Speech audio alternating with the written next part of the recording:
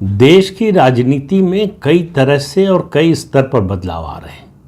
उत्तर, दक्षिण, पूरब, पश्चिम, अलग अलग क्षेत्रों के हिसाब से भी बदलाव आ रहे हैं। दक्षिण की राजनीति में भी एक नई करवट दिखाई दे रही है। आज बात करेंगे तमिलनाडु की। तमिलनाडु में दो चीज़ें नई हो रही हैं और अभी से शुरू हो गई। तमिलनाडु में आपको मालूम है कि मई 2026 में विधानसभा के चुनाव होने वाले हैं।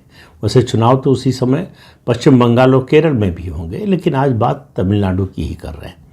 तमिलनाडु की राजनीति लंबे समय से, बल्कि कहें 60 के दशक से द्रविड़ राजनीति में फंसी हुई है। या तो वहाँ डीएमके सत्ता में आती है या अन्ना द्रमुक आती है। दोनों पार्टियां अदल बदल कर आती रही हैं और तीसरी किसी पार्टी के लिए कोई गुंजाइश बनती नहीं। जो भी थोड़ी बहुत गुंजाइश बनती है वो इनके साथ गठबंधन बनाने में। छोटी छोटी पार्टियां जो है उनके साथ ये दोनों पार्टियां गठबंधन करती हैं। जैसे 2021 के चुनाव में डीएमके का जो गठबंधन था उसको 159 विधानसभा सीट्स मिली थी। और आपको मालूम है कि तमिलनाडु में विधानसभा में कुल सीटों की संख्या 234 है। उसमें से 159 में से 133 डीएमके को मिली थी। लेकिन इतनी ताकतवर स्थिति में होने के बाद भी डीएमके में ये साहस नहीं है कि वो गठबंधन के साथियों को छोड़ दे। जैसे गठबंधन के साथियों की बात करें तो एक तरह से कांग्रेस को तो डीएमके ढो रही है। कांग्रेस कोई बहुत बड़ा कंट्रीब्यूशन करती नहीं उसके गठबंधन में, लेकिन उसके जाने से सेंटीमेंट बिगड़ सकता है।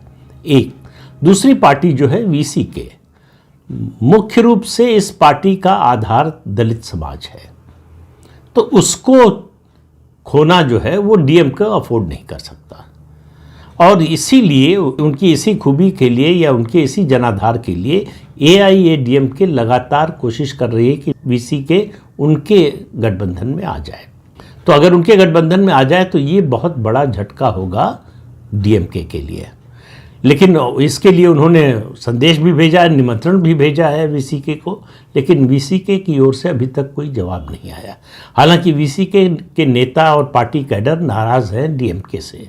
खासतौर से 2021 के चुनाव में उन्होंने वादा किया था कि सत्ता में आएंगे, सरकार बनी तो शराबबंदी लागू करेंगे। आपको मालूम है कि जहरीली शराब से मरने वाली घटनाएँ जो है वो बहुत ज़्यादा होती है तमिलनाडु में, और उसका शिकार सबसे ज़्यादा दलित समाज के लोग होते हैं।